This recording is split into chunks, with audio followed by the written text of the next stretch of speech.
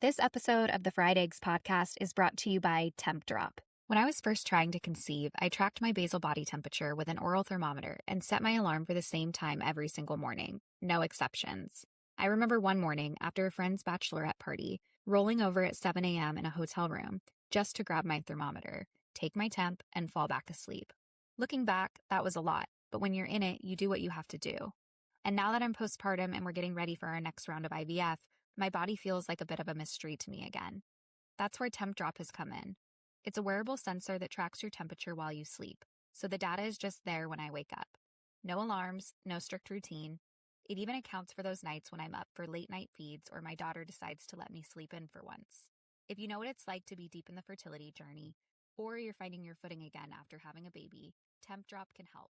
Use code AFFriedEggs for 10% off your order.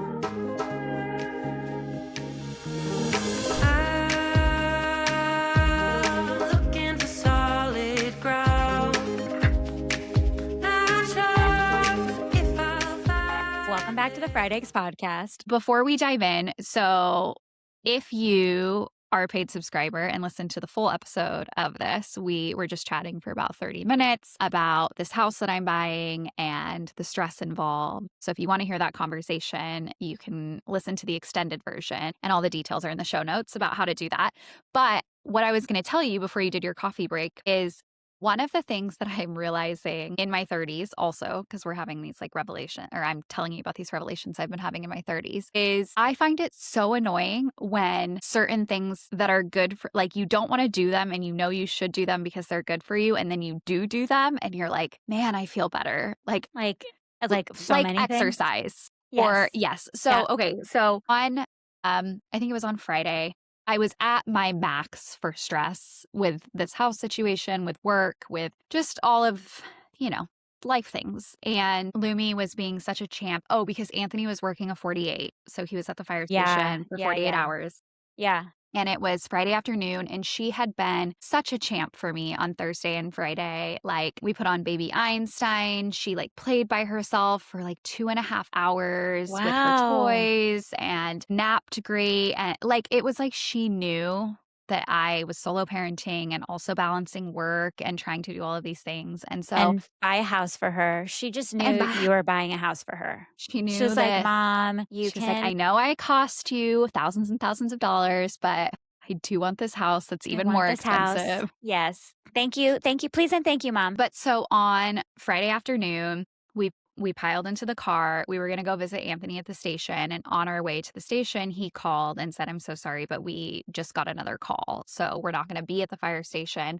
And it was like this like weird time where it was like 5:30. And I'm like, her bedtime's in an hour and a half. I don't really want to go back to the house because I've been stuck inside for the last 2 days. I was like, what would be good for her? Like thinking what would be good for me too, but also like just trying to be like, what can I do for her that she would enjoy? And so anyway, we went to the beach, and it was a very short trip, parked the car, strapped her to my chest, and did this long, I don't know, have you been to Seal Beach before? It's a long walk from where you park to the actual water. Those beaches where it's just like a really long stretch of sand. Wide. Yeah. You got to work out in just walking through the sand. Right. I'm like, this is good for my booty. Just like keep walking. But we get to the water, we put our feet in, she crawls around, eats sand. We're there for maybe like 20 minutes. And then it's like, okay, like let's walk back. And we're walking back across the sand. And, I'm trying to entertain her. Like, she's just la-di-da-di-da. And I'm like, okay. And I'm talking to her and trying to instill these life lessons. And I'm like, it's important to always look at the optimism and the glass being half full, and, everything will always work out. And it's important to trust that like there's something bigger than you at work, and everything will happen the way it's supposed to. And really, I'm talking to myself, right? And as we're doing this, I'm thinking, man, it's so annoying that fresh air and like getting outside can like really change your perspective. And like, it's annoying when somebody says, hey, you should do these like good things for yourself, like drink water and read a book before bed instead of drinking wine and staying up late and watching a movie. And you're like, yeah, okay, I guess I do feel better now. Yeah. So anyway, Same. that was my story. Same, Katie. Same. My God, and it's so funny that you had an aha moment like that this weekend because I did too. Yesterday, I got up and went to a workout class with a neighbor friend. It was a HIIT class. It was hard. A HIIT class? It was a HIIT class. My third one in What? 2 weeks. I My know. goodness. I'm a new person. And Yeah. I got home and it was Saturday morning. I like to sleep in. I get mad at Nima if he wakes me up, even if by accident. I'm like, why'd you wake me up in the morning? On a weekend, I like to sleep in, go slow. I like to bed rot on the weekends. And I got up. We went to this class. I got my coffee and I got home and I powered through like 2 hours of chores of things I've been just like putting off. Nima's like, whoa, what's up with you? He's like, is that, I don't know, endorphins? And I was like, immediately shut it. Like, no. No, it has nothing to do with the fact that I just moved my body for an hour and feel really good and I feel good about myself now. got my hormones in check. Shut up. My God. Look how good you feel when you take care of yourself first before you do things for other people. I'm like, shut up, shut up, shut up, shut up. Like, Nima, I'm going to not do it just to spite you now. Like, no, don't. And that's the problem. And he was like, okay, I'm going to be quiet. Cause like, yeah, I will actually be a little stubborn and be like, has nothing to do with that. Even though deep down I know it has exactly to do with that. Yeah.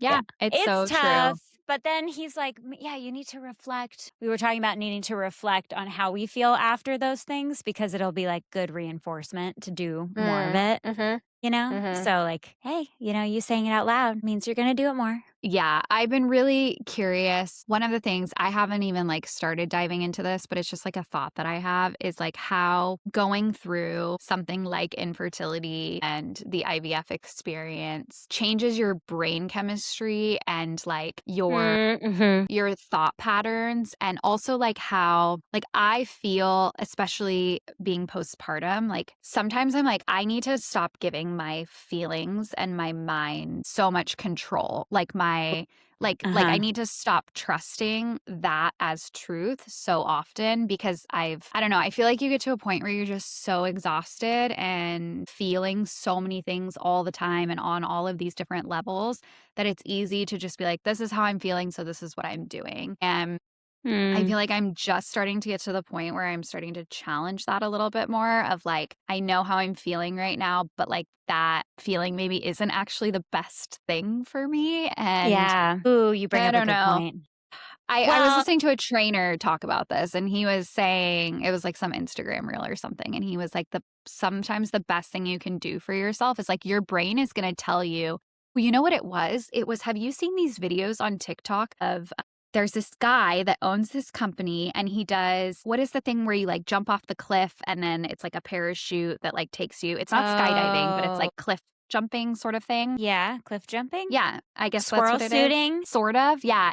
But you're doing it Terrifying. like tandem with like But Terrifying. he does these videos and everyone in the comments is like, I need you. Like, I need your voice on to be in my mind, because the way he amps these people up and the talk that he like, the self-talk that he helps them navigate, like saying things like, you feel that right now? You feel how you want to stop? Like, yep, that's fear. We're going to keep walking though. Like, you're going to keep I just got total body chills and my stomach literally just turned upside down like I'm falling out of an airplane. But it's like it's so incredible because the way that he like does these like mental gymnastics with your feelings by acknowledging them, like not just saying like, it's okay, like don't be scared, like keep going, come on, like just push through it, like mind over matter. It's not that kind of talk. It's like, okay, stop, like recognize that. You feel what you're feeling right now. That's fear. We're going to take another step now. And like you are like, okay, yeah, I'm going to take another step now. Like it's so fascinating. So anyway, it's just been making me think about how I feel like I so often am like, this is how I feel. And so then I just like respond to how I feel rather than being like,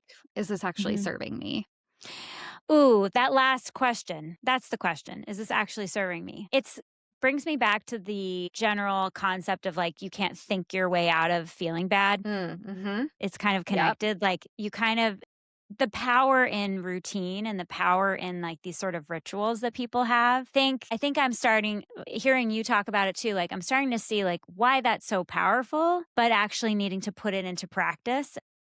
It's like forcing yourself to put your shoes on and just take the first few steps and then then you will have enough momentum to go. But you're making me think about like that question, is it serving me? Because same, I think maybe you get just so exhausted or capacity to your energy. You don't have enough energy to push yourself out of the kind of discomfort that you're in or like the emotional state that you're in. And sometimes I think it's totally fair to listen to how you're feeling and just like bed rot and rest because you need to. And like on the flip side of that is like you don't ever listen to how you're feeling and you just push, you know? And so I feel like maybe we're at different extremes and we need to like find the That middle balance. ground. Yeah. Cause it's like fertility also, or infertility also pushes us to not listen to how we're feeling. Keep going, put your needs aside, keep going, keep looking for what's the next step. Keep on treatment, more injections, you know, more Yeah, numb out essentially. out because you won't have success if you don't keep going or like what like we think of as success. I want to say that too. Like, so I think maybe you get, I don't know, it's making me think like you try to control so much, back to the control part of the conversation, and you realize you can't control really anything. All you can do is keep going. And to keep going, you have to sacrifice your own needs often, emotional, physical. So then you kind of, the disconnect gets further reinforced. Like you're disconnecting from your body, from your brain, so you can just keep moving. And then in that regard, like once that happens so much for me, I think I just end up spiraling into like, I don't know what I need. So here I am like frozen now. I'm like stuck. I'm stuck in anxiety or I'm stuck in like sort of depression spiral. I just want to sleep all day or like I can't get out of bed. Like I often think about how hard it is for me to get out of bed now.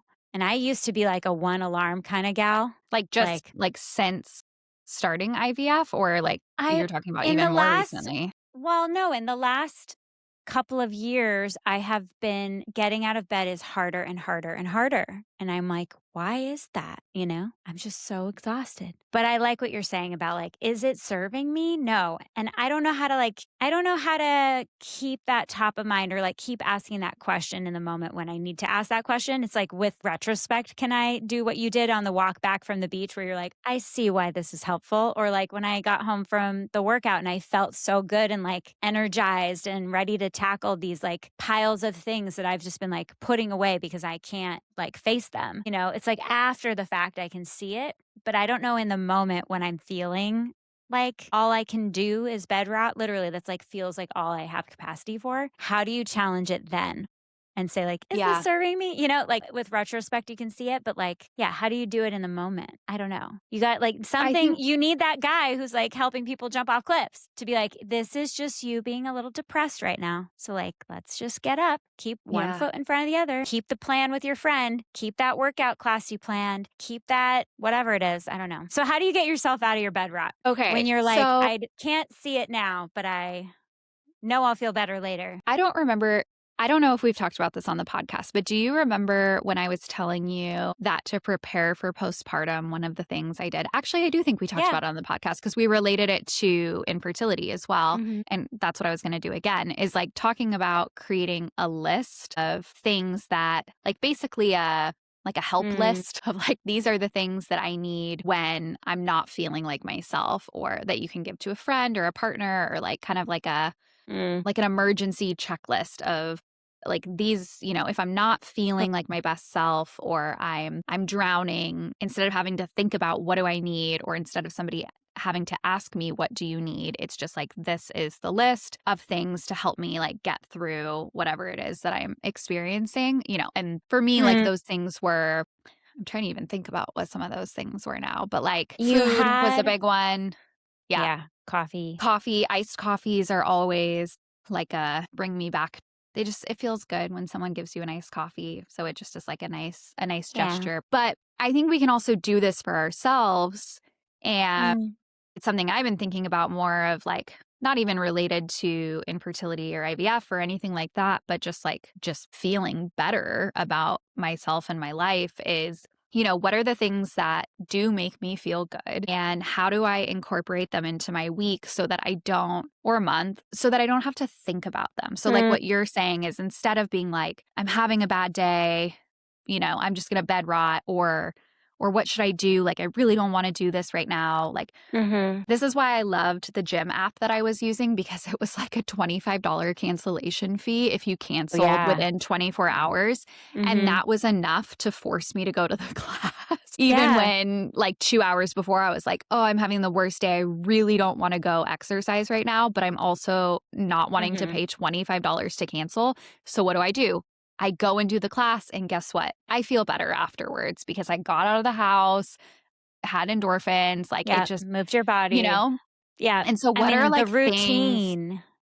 the routine Yeah. and like almost is- like commitments, right? Like making commitments that you can't really back out of, that you know are going to make you feel better. You know, like friend dates and friend dinners, or joining a book club, or like, I don't know, just like little things where it's like, okay, I have to do this because I committed to it. And I don't want, like, I know that like an hour before I'm not going to want to do it. So it's like, I don't have an out now, and I have to go do it. And then surprise, I feel better now. Surprise. Yeah. I mean, I think that's why some of the like super high functioning people, or like very successful people, or even people in recovery, you'll hear this talk track from them a lot. It's like there's routines. There are always routines. Like they always do XYZ. They always get up in the morning and run or go on a hike, or they have their meetings that they go to, or what you said about book club. Book club that was a good one, because it did force me to actually read the book. Yeah, too. you don't want to be embarrassed. I didn't want to be embarrassed. Yeah. Or like, instead of on Instagram, when I was like walking the dog, this is so dumb. I loathe that I do that ever. But sometimes I am in such a spiral that I literally am walking the dog in the middle of the day, scrolling, because I like have to disconnect. Instead, you're listening to an audiobook, and you're like, that was actually good for my brain. Right. I feel better about myself now, instead of like, what did I just do for the last 30 minutes? Yeah. And I love what you said about making commitments. I like the general rule. I've heard some friends talk about, like, once you make a commitment, like, don't just cancel out of convenience. That's never allowed. Canceling out of convenience is not an allowable excuse. There are other totally reasonable excuses to cancel, but just because like suddenly it's inconvenient, that's not one of them. And so like taking that off the table forces you to then, go do the thing. I'll tell you one of mine, which I don't think is one that I put in place. Like I implement that often, but Nima uses as a trick for me. Okay. And I had this realization today. This morning, we were getting up and he woke me up, and I was like, why did you wake me up? He's like, let's have breakfast before you have to record. Let's have breakfast together. It was really cute. But of course I was grumpy because I was like, don't wake me up. Yeah. And then he started like cleaning up the bedroom, because we have this like, what is it? We have like this bench stool at the end of the bed that during the week, it just becomes like where I put stuff I need to hang up or decide. It's your chair, it's my bedroom chair. Yeah. I think we are all allowed a bedroom chair. Yeah. And I use the bench and I put my stuff there. I'm like, I may or may not like put that away, dry clean it. No, it gets another use, whatever. And it becomes a pile, and he gets really annoyed. So he just took everything and shoved it in my little corner of the closet. And he's been doing this lately because he's like, we should share the common space. And I understand where he's coming from. He's like, I can't deal with this clutter in the common space. Like it stresses him out. I'm like, I love it. It's our bedroom. I have to be able to be, in my view, I'm like, I have to be able to be like cluttery and messy in one area of the house.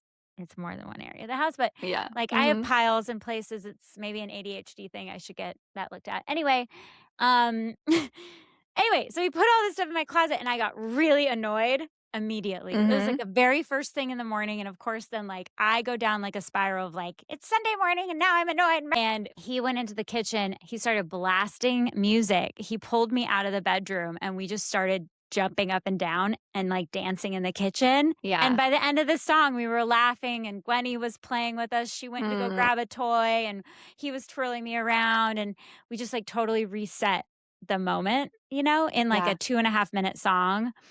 And I realized during that he was like saving the morning so that I would just like get out of my weird funk head, grumpy morning head, and like turn it around. And I was like, oh, sneaky. He's sneaky. But I feel like that was a good one on the list of like, just turn the music up, you know? It Love was that. so helpful. I feel like actually, one more thing, I had this vision of us doing that and being like, we're going to have a kid that's like me who has grumpy moments because I do. And you're going to put a song And on. we're going to put the music on and we're going to jump up and down to change the vibe. And I just had this total like clarity of like vision. And then also like the terrifying moment of realization, like, am I the grumpy toddler? And Am I? I think I am. I mean, I was like, oh. I was like, oh yeah. no. Is Nima parenting me? Yes. I mean, Anthony, if you're listening, this is where you turn the podcast off because if I said this, I didn't say this, but I do have that realization every now and then where I'm like, am I the problem? Am I?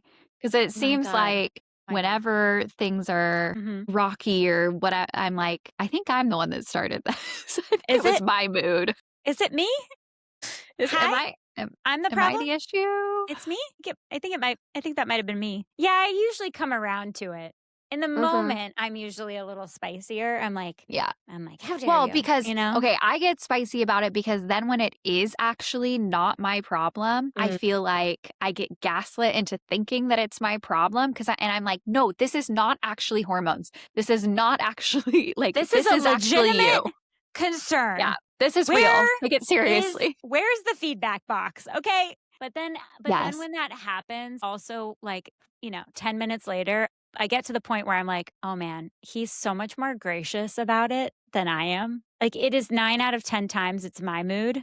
Yeah. And the one time it's his mood, I'm like, you see?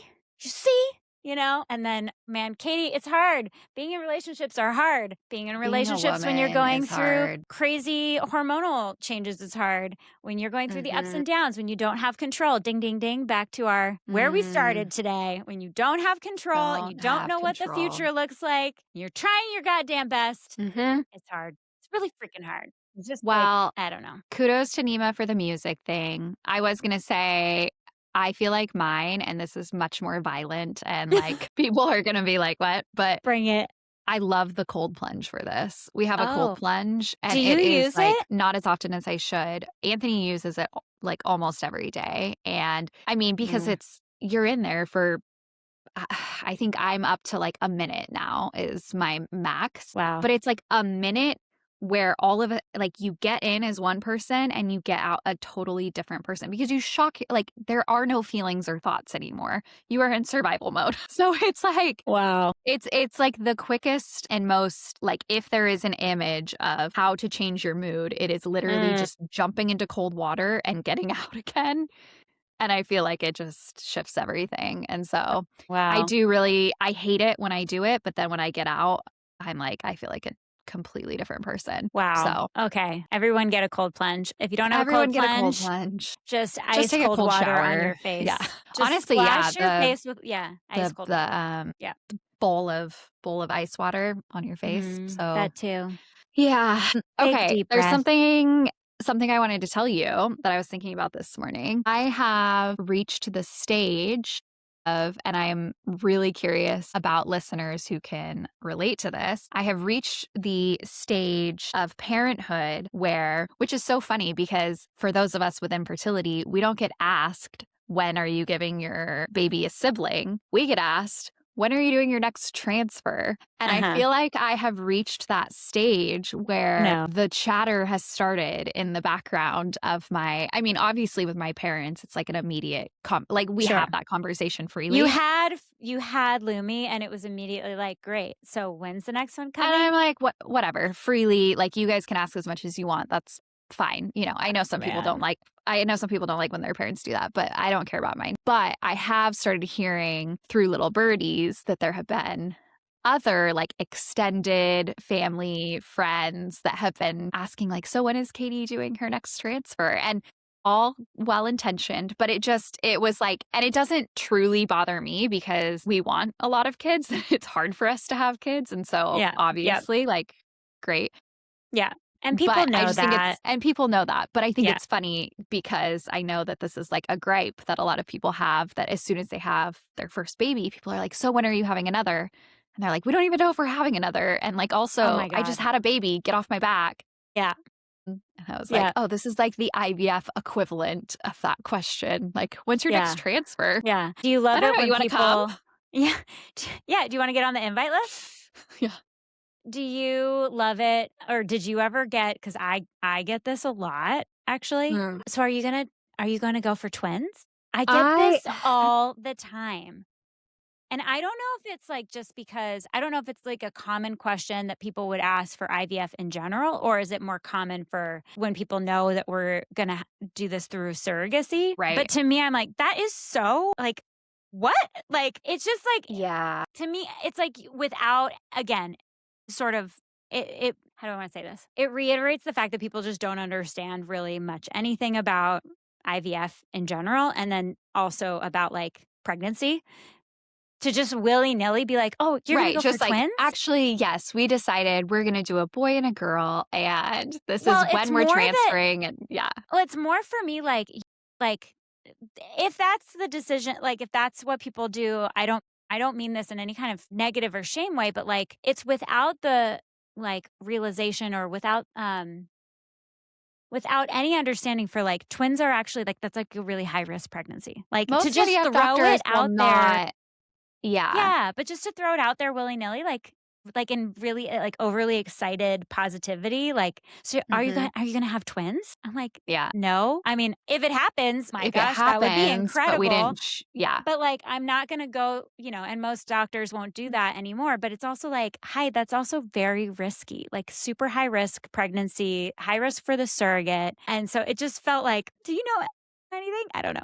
Yeah, maybe this is a good moment to do a little education for anyone who isn't going through infertility and Mm. IVF and is listening. I'm sure you can find stories like this, but I would say the majority of people who have IVF twins, it was because they had multiple failed transfers already, or like they Mhm. had some reason why the doctor said, hey, we should try to transfer 2 embryos. Not with the assumption that both of these are going to stick, but with the Mhm. assumption that hopefully one of them will stick, and then Mhm. both of them do end up sticking. Mhm. Or their embryo splits and they end up having twins. From my understanding, most IVF doctors, clinics, patients are not transferring 2 embryos because they They want want twins. twins. Yeah, Yeah, it's not an elective thing in generally because exactly. it's a high Of how high risk. risk it is. I mean, you're already Yeah. high risk because you are going through an IVF pregnancy. From what I have seen anecdotally, it seems like a lot of the people who end up having twins are even more high risk because they've had multiple failed transfers before, or like they're much Mm. older. And Mhm. so it's kind of like a Hail Mary, like Very let's yeah, transfer last to resort kind try. of thing. Right. If it happens, that's amazing, and, like, I'll take it. Of course. I will, like, Hmm. absolutely be, like, thrilled, but you're not intentionally putting yourself or your gestational surrogate in, like, a harmful position. Anyway, I feel like it took us down a rabbit hole, but the point was more about, like, back to what you said of, like, just how presumptuous it is. Right. Like, oh, you're transferring. So are you going to have twins? Yeah, or, "Oh, so Also you like, have an embryo on ice, I know that, so when are you transferring?" So, like yeah. yeah. So anyway, yeah, the funny questions that people Yeah. ask with great intentions. They're excited for you. We're not Yeah. like shitting on people who are, Yeah. excited for you No, and no, no, no. but they're just funny. It just also makes you realize you kinda need to or not need to, but, like, you could take a beat to figure out how you feel about it, Mm. knowing or anticipating that these questions are probably gonna come, and some totally okay to, like, decide what you will or will not share. I will also know I'm not very good at that. Like, people ask me these questions, and I'm like, word vomit. I'm like, here is, like, Do you want to everything." see my medical charts? I was like, "How much do you wanna talk about? Like, do you wanna like, Yeah. should you get a second drink while we go through the entire Hmm. history?" And sometimes I wonder when I do share because, like and this is too, like, close like, I'm going deep diving with, like, close friends and family, but sometimes I wonder, like, "Oh, people wouldn't probably share that this early or that this much or, let people in that much." And then I second guess myself, like, "Should I not have said anything? Like, should I have, like, not told people what gender or what sex our embryos are? Do they know too much now?" And then I go down a spiral, and I don't know, what is that? Anxiety? Not sure. But I just Hmm. maybe it makes me realize like all of us are going to approach it very differently. And I feel like I'm going to say this out loud, even though I don't fully model this behavior today, but I want to model it more and more is like your journey is your own and you can do whatever you want with it. And there is really no right or wrong way or too little or too much to share of your own experience. And I feel like I kind of second guess myself sometimes when I talk about when I talk about it and if I share too much and that like what am I doing that for? Like that's just like Nima would call it trash talk, like, or head Mm, trash. It's like mhm. head trash, just like anxiety spiral. Nobody's thinking about this as much as I am. So actually, I'm sure they've all moved on from this Yeah. conversation anyway. I don't know. Did you feel that like as you were going through it and sharing milestones? Like, I'm thinking about like sharing early pregnancy or early things. And I think that's the other thing that comes to mind is like because we are in an IVF, like we're in IVF land and like our pregnancies are IVF pregnancies that you just know so much more, so much earlier too. So you have a lot more to share earlier. And everybody knows, like your circle knows when you're hitting those milestones. They know when you're getting your HCG, your beta HCG. They know when you're going for a follow up. They know when the first ultrasound is going to be. They know when the Mhm. NIPT is. And like, I really kind of struggle with that. Like, well, yeah, I mean, like, I'm going through it. I'm going through it. If you ask, I'm going to now tell you. If you don't ask, I'm going to maybe also feel kind of like sad that, like, I don't feel like I have good support while I'm going through this like life altering, super vulnerable time. I don't know. Like, when you went through your transfer, I remember talking to you about it in advance where I was like, I'm not going to ask you. I'm going to let you tell me, but I am thinking about you every day. Do you remember this? Mhm. Because Mhm. I was like super Yeah. anxious. I was going to like pester you constantly and Well, you and wouldn't. because I asked you, I was like, when do you want to know? Because like I'll tell you as soon Yeah. as I know, but I don't know. Like we need to like have a pre chat Right. about But like like you how also can't have that pre chat with everybody either. right. Right. So it's Mhm. also going to come out of left field from like Yeah. your random like cousin or sister-in-law or like whoever that person is being like they know what you're going through and they're Yeah. either going to they're going to text you or they're going to call or they're going to check in and like I think the juxtaposition is like more quote unquote normal pregnancy, especially in the older, I think I don't even know how to say it. Like I think it still exists in like most quote unquote normal pregnancies where like no one finds out until like 12 weeks anyway.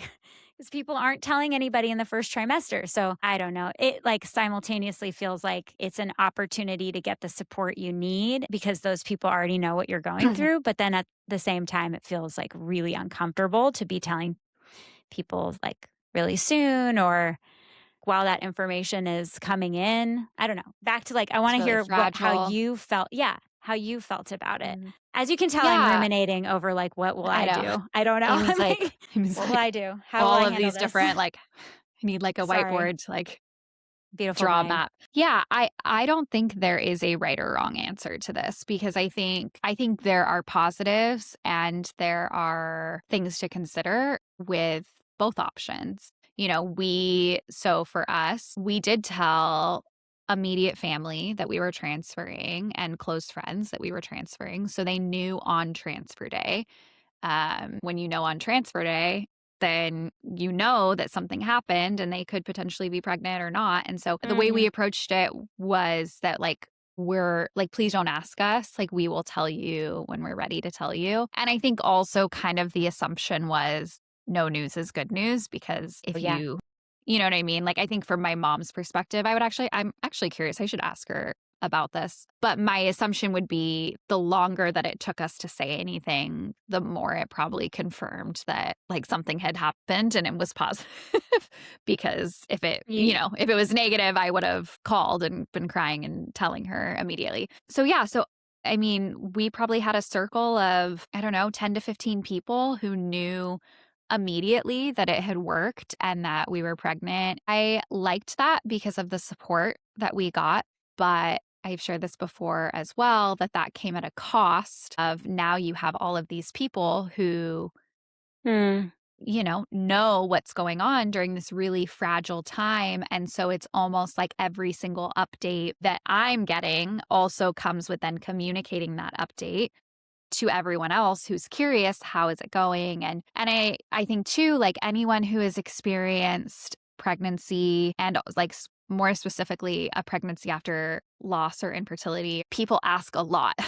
Like with good with intention, love. they care about you, but you are going to get asked a lot. Like, how are you feeling? How are you doing? You know, they know you're pregnant. And so that comes with just the weight of like having to constantly answer. And for me, that was like an unexpected challenge, I think, was that while a lot of people don't tell anyone during the first trimester and wait to share news until later on in their pregnancy, you know, just like I had the knowledge of being pregnant from transfer day, so it made my pregnancy feel that much longer, so did all of my family and friends. And so I think it was helpful in some ways to have that support, because I think similarly with like the miscarriage conversation where people are now questioning whether they should wait until, you know, I think it's like 13 or 14 weeks that most people wait to share because the chance of miscarriage drops significantly. significantly.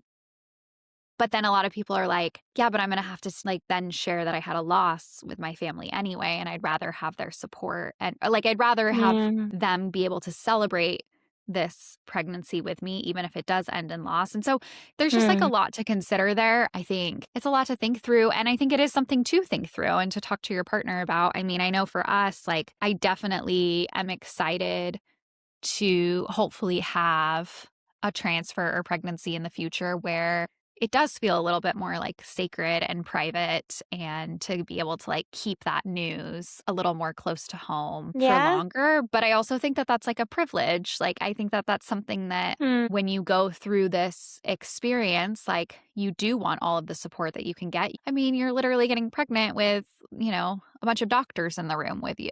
So it's like true. nothing feels sacred or private.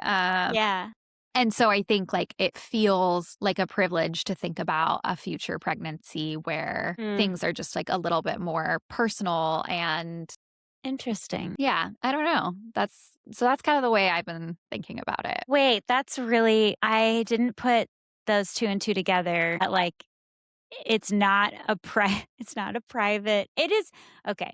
I want to buck the sacred word, because sacred, maybe not a great. Well, maybe not for me. I understand where you're coming from, because it also feels like, how could this not be the most magical thing? You literally have a team of doctors and science and technology and whatnot to like make this thing a reality.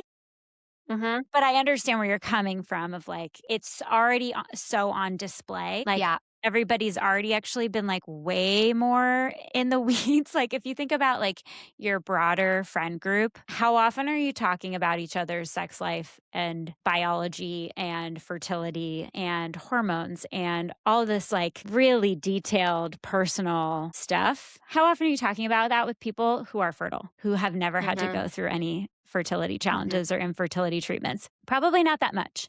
Yeah. At least not as much as you're talking about it, about your own self going through that stuff. Right.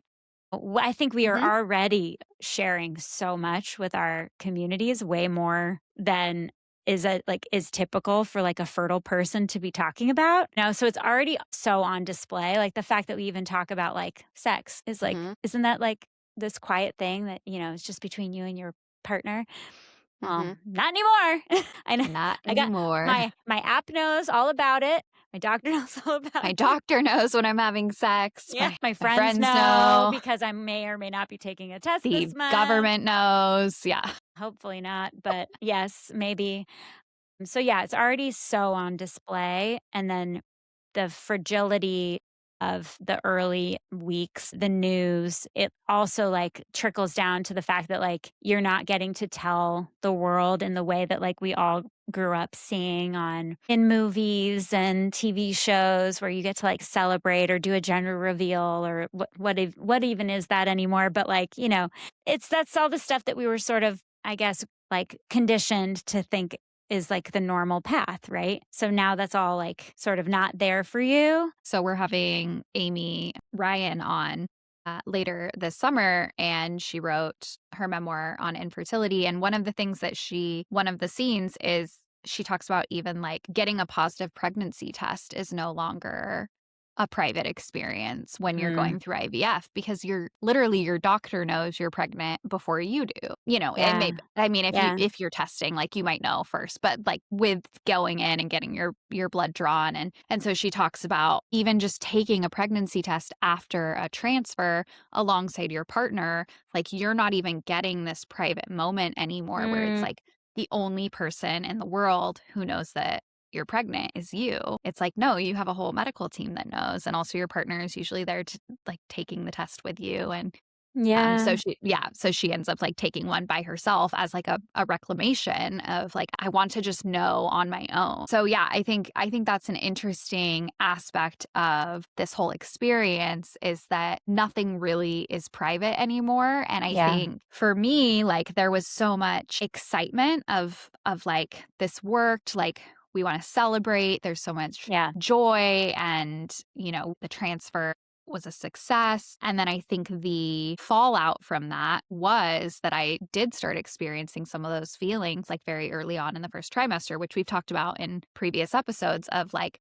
people don't understand the weight of how fragile the pregnancy actually is because for people who haven't experienced infertility, a pregnancy means you're having a baby.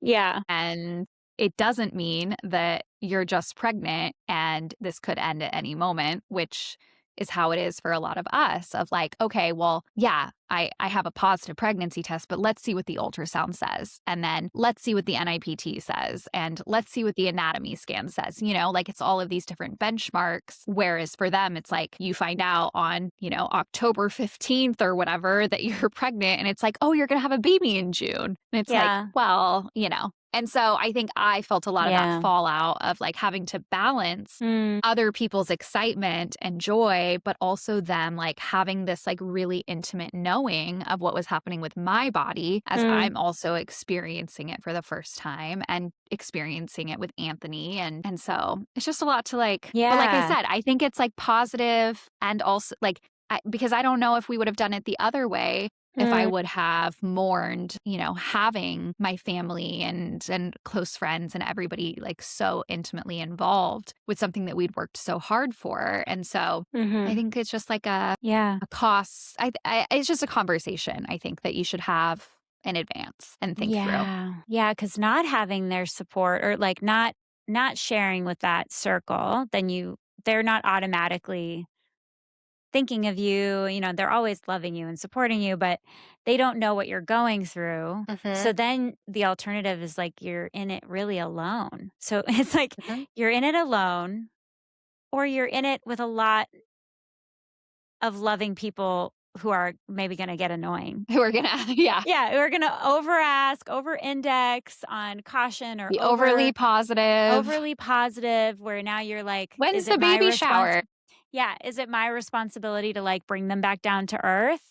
Yeah. But also, do I drag them into the pit with me when they like clearly don't understand that? Because thank God that they don't have to understand that. Yeah. That they haven't had that experience. See this early, like already pre-transfer, because people be like, oh, well, you're going to have a surrogate and she's had babies before. So like, it's going to work. It's going to work. They're like, when's the transfer? Oh, so that means we had this chat with like my uncle or Nima's uncle. Said this where he was like, oh, so like if the transfer is here, then the baby's due here. And I was like, yeah, but it's only like a 60% chance that this will work. Yeah. And it's like that is the resetting we're constantly having to do, while, you have these embryos, but it's only, so you need this many embryos to try and have a healthy birth, or you're getting to a transfer, but it's only this percent likelihood. It's like resetting everybody's expectations, bringing them down to reality. But that's a lot of work to have to do. And maybe that's a PSA for anybody who's listening, who's supporting anybody going through infertility, is like, please hear that once and then come into every conversation just cautiously optimistic instead of more of like, this is a guarantee. Because that's hard to do. And then it like makes us have to like relive that. It's like we're already very well aware that this thing is not guaranteed, that nothing in life, nothing in fertility is guaranteed. Yeah, it's a lot of work. Emotional labor. And then I'm going to just drop this in. Yes. Because I think also maybe there's something that we can learn from those people who do have an optimism that we have had stolen from us.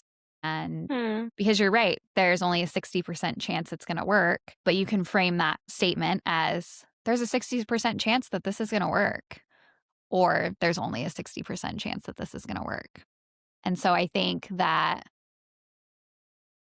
maybe having people surrounding us who are saying, okay, this means you're having a baby at this point in time. And there it is.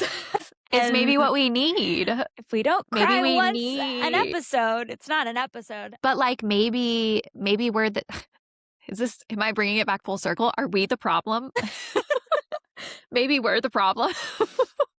No, but maybe like we're hedging and we're so cautious, but also like we have these people surrounding us that are like, or it works, or you are finally pregnant and this is finally working for you. And guess what? If it doesn't work out, you're going to be sad. But like you're not protecting yourself from that potential future grief by not allowing yourself joy and hope right now, and just like ridiculous optimism of like, I'm pregnant and I'm having a baby and that's what's going to happen. That's all. Yeah. So that's the pep talk we all needed. That's the pep talk. This one that- needed. You're right. Yeah. Maybe sometimes we're so good at defending ourselves or protecting ourselves that you need to be reminded by the people who love you that there's also good stuff out there for you. There's good news out there for you. It makes me think about how I've been creating all of these Pinterest boards for the new house and how I feel a couple of times throughout this buying process. I felt silly doing that, or like, should I be doing this? Because am I just going to like, what if it falls through and I'm going to be so disappointed and I'm going to have to delete all these Pinterest boards? But I'm like, or what if it works? Like, what if we get this house and like, I don't know. It reminds me of when I was a little girl and how I just used to go to bed like dreaming, like designing my future house or like designing my future family, or like you don't have that taken from you yet, right? Like it's like a guarantee in your mind of like, someday I will have this. It's true. Someday this is going to work out for me. And I think maybe it's the same thing with this, is like there are so many moments where it doesn't work and where we do have like the rug ripped out from under us and where we do grieve and like experience like worst case scenario. So I think maybe like when something does work out and it finally, like we do get that piece of good news, like it's okay to create a Pinterest board with like your nursery inspiration just because you're about to transfer, just because you had a successful egg retrieval, or like it's okay to manifest and dream those things. Yeah. You don't need to wait until you're 30 weeks pregnant and it's like, okay, maybe now I can actually hope. Lean into this. Yeah. Lean into And I'm that saying reality. this as somebody who was anxious her entire pregnancy. I get it, that like what Yeah. I'm saying is so easy to say and not Yeah. actually feel, because I didn't feel any of this. And so I get that too. So, yeah. And then full circle to how do you stop bed rotting? It's like dreaming of what like the future could be. You know, like I think Create Pinterest boards Well, while you bed rot. there's a similarity there where you just like you're so stuck in that spiral or that narrative loop of like it is only a 60% chance and it may not work, and hedging and like you can't get out of this spiral. But then I love what you're saying about like the Pinterest boards, or allowing yourself to flip the language to like, it has a 60% chance of working, or here's what my future house is gonna look like. That's really like a hopeful position to take. Maybe it's a good way to get yourself out of your negative spiral. I'm saying this for my own self. It's the Nima putting on music and dancing it out. Yeah. Yeah. That's right. Change the mindset. Man, did we just solve it? We solve the world's problems. I think we totally solved our problems. Yeah. I do feel like I'm letting out a big exhale actually from that. I know. Yeah. I feel like if I had a therapist listening, that she would be very proud of me. She'd be like, She would there be. it is. She's There, like, you took the journey.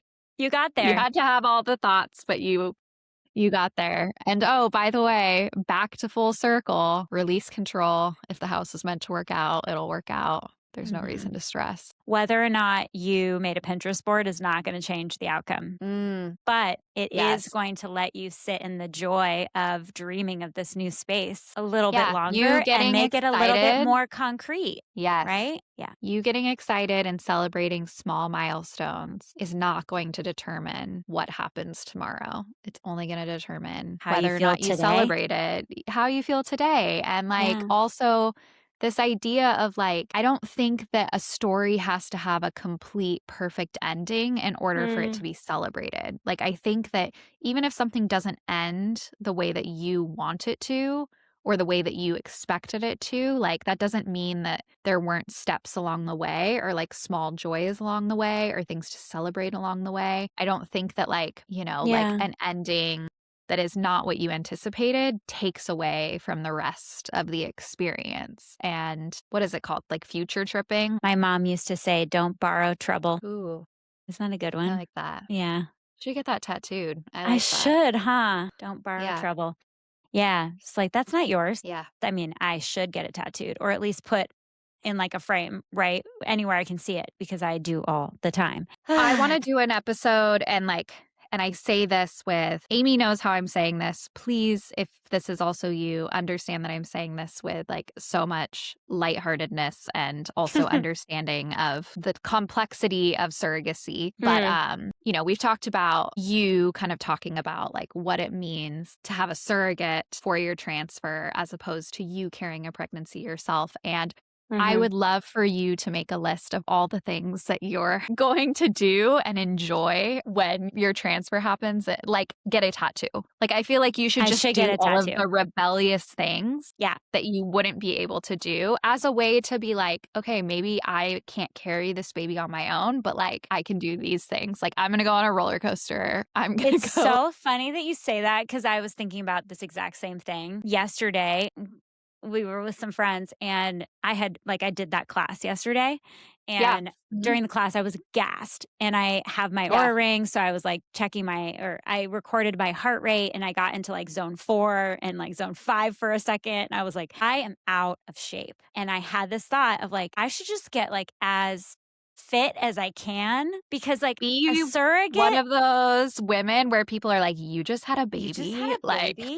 Yeah, yes, I just had a baby. did. Because I was thinking to myself, like, she's going to go through so much growing our child in her womb. I need to do something that is physically demanding. That's where my head went. My head was like, should I sign up for a challenge marathon? or something? Yeah. I can't run a marathon, but like, could I sign up for a marathon? Or like, it like really made me think like, I need to like, I want to get strong. Have like a journey.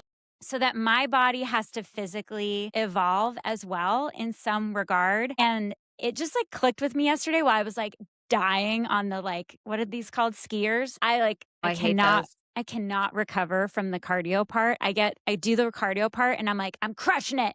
And then I go to like the next station, which is like dumbbells or something. And I'm like, I can't breathe. Oh my God. No, I love this idea.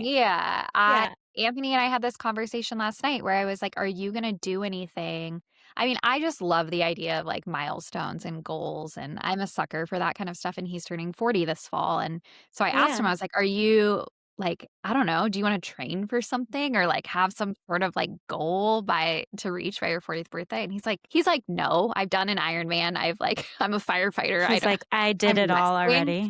I would like to just read my book My and drink goal coffee. is to take naps. My goal is to not have a goal for a while. That's but no, totally I love this fair. idea. That is also totally fair, especially for someone like Anthony. Yeah, right? Like you're allowed to rest. Okay, well, let's we can brainstorm check back in on this and we'll brainstorm. And I want to go to this gym with you. So maybe I'll please come. It's so come fun. do a workout. Yeah. That sounds really fun. And there were also some pregnant women in this session in the classes I did. And I was like, that oh my gosh. It's so impressive to me. So it impressive. Really.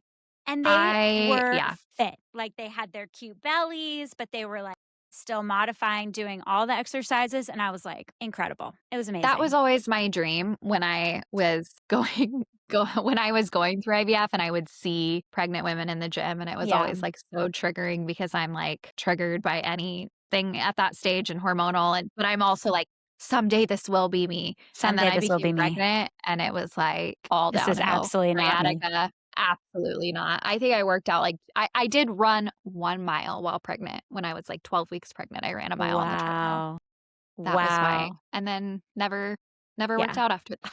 Yeah. Yeah. So Well, I mean, it's fine. it also is like so pregnancy dependent, right? And like how you're actually Totally. doing and feeling. Oh my goodness. But yeah, so I like this idea. I want to think on it. But there is some component there to like being strong and really Yeah. like strong so that I can withstand. I hear that the back pain I was going to say is lots of so back bad. exercises. And I already have back pain, so I think it's just like in my brain now that I need to lock that up. I need to get that figured out so that I'm not like in excruciating pain in the first like year of this future child's life. Do I need to get a weighted vest? I think I need to they get a just bring weighted Lumi vest. over and you just carry Lumi around We'll for the go. next year. Yeah, we could just go on hikes. Go and hiking, I'll yeah. carry Lumi. We got one of the Wait, hiking we should backpacks do and we've that. only used it like once. So we I need would to love do. to do that. Am I suddenly starting to feel hopeful and making plans? Am I starting making plans? Am I Yeah. making plans? I love it. It's I love kind it. of. I feel like I'm Make making the plans. I'm making plans. So Make the plans. making plans. Yeah. Well, this was really fun. This was great. What was the topic? I think the topic is, I feel like we made it there. do you tell people you're going through your transfer or not? Like, how do Yeah. you handle Yeah, talking to people about your transfer? I think that's Yeah. the topic. I like it. We did good.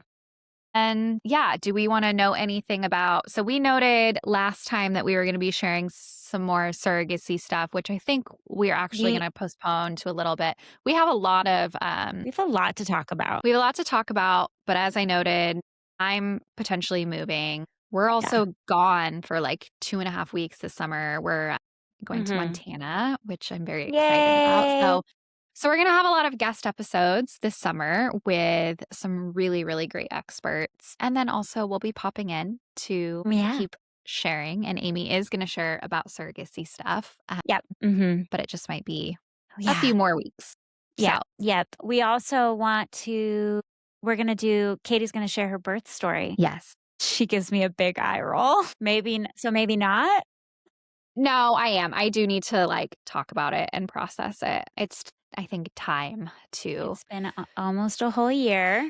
almost a whole So year. we should put it next to Lumi's birthday. We should put it a out couple weeks from now. a couple At weeks. the end Yeah. of June. Yeah, maybe I'd be curious to see. We'll post something on social about this, but it would be nice to include maybe some other birth stories too, or just like comments or questions yeah. from people who have also are about to go through birth after IVF or who have, and just to kind of, my experience is just one, but I am excited to share it and just talk about it because there were a lot of really wonderful and also challenging things about it. And I can't believe it's been a year. I can't believe it's been a year. I can't believe we haven't talked about it yet, like officially. Been avoiding it. Been avoiding it. I mean, it sounds like somebody I know. Yeah. So we'll talk about that. We've got some great guests coming on. And then, we've got a lot to talk about on the surrogacy front. We'll come back so keep tuning in. No? Okay. Sign us off, Katie. No, you said it perfectly. Yeah. Stay tuned for some really fun episodes this summer, and just know that we love you all and you're doing great. And we love all of your messages. And we're just really grateful for this community. One more thing. We are we want to do another listener story episode. We have a few great ones that came in, but we'd love to get a couple more to get a full episode. If you'd like to share your story, send us a voice note. You can find it on the Substack, right? We have a form. We have a form on the Substack, and we can drop it in the show notes too, but you can send just like a voice note that you record on your phone to collabs@FriedEggsPod.com. So, do we have a topic for this one? That's a good question. We don't. Like a prompt? Maybe we should think of one, or not. I mean, we haven't had a formal topic for the other ones. Yeah, just have people share. Yeah, just okay, fine. No topic. No topic. Share what you want. Share about your story. Share what you want. And we're excited to hear them. So we love you. We're sending love. You're doing great. And we'll You're see you doing soon. great. Have a good week. Bye. Okay, bye.